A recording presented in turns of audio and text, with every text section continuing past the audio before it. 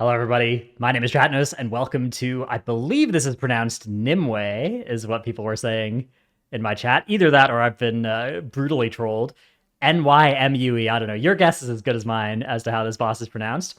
It's a rooted boss that is either 4th, 5th, or 6th in the raid. It's the wing end boss for the living side, for the green side. And it's rooted in the front of the room. You go and hit it for a while. There are a bunch of lines drawn through the room. Every time you cross over one of those, you get a stacking dot. And if you're in one of these leaf patches, you take 99% less damage from that dot, and you also can't get new stacks of it. So if you ever need to cross and there's leaf patches there, it's much nicer to just cross through the leaf patches. But that didn't do too much damage. Much of the damage on this fight came from the threads of life, which are basically daggers that come out and aim at somebody. You can see just above my raid frames there, somebody was being targeted, although it didn't we didn't get a full good view there. But there are these daggers that come out, and you need to, there you can see again above my raid frame, somebody's being targeted by one of them, the dagger is going towards them, and then it connects with them and it does sizable damage. If that dagger doesn't cross over one of the lines on the ground, then it'll basically wipe the raid or do tremendous raid-wide damage. Here again, you can see those threads of life daggers, and I'm running out of the raid right now for a tank mechanic, but yeah, each of those daggers needs to go over one of the lines that's etched onto the ground, one of these kind of bright white ones, not just the dark gray ones. There is also this intermission phase that the boss does from time to time, creating these cycle wardens. These things spawn and instantly auto-attack, so if you're not a tank, you might die. If you are a tank, you also are going to take a lot of damage on that first auto, perhaps. And then the boss, as soon as the boss starts spawning the ads, the lines stop working. They stop doing damage to you, although they're still visually there. Then they despawn a couple seconds later visually, and then the boss redraws them. It's a very strange phase. And then you have to kill one of those ads on both sides, ideally interrupting their nature volleys. As soon as you do that, you can go hit the boss again. As long as they're alive, you can't hit the boss, I think. I think the boss takes 99% reduced damage.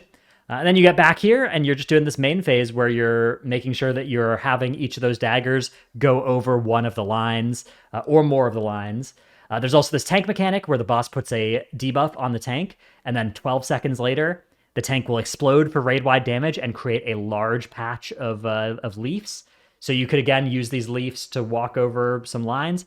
I just walked over the lines and took the dot. You could also, so you see here, I could just hug the side there and not walk over that little line.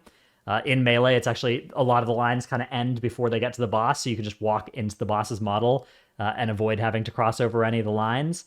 And yeah, that's, I think, it. The boss just blasts the active tank. Again, here comes the continuum cast, so ads are spawning. Now I can walk, you can see I'm walking over these lines and nothing's happening, so the lines are inactive, even though they're visually still there as soon as the boss starts that continuum cast. Then it starts redrawing the lines across the platform, and these will instantly apply the dot to you as they're being redrawn if you're getting hit by them. We've got some swirlies to dodge. Some of these plant blooms. As the fight goes on, the boss gets more and more stacks of this buff that basically gives it cooldown reduction. It basically starts casting more frequently all of its abilities, it looks like.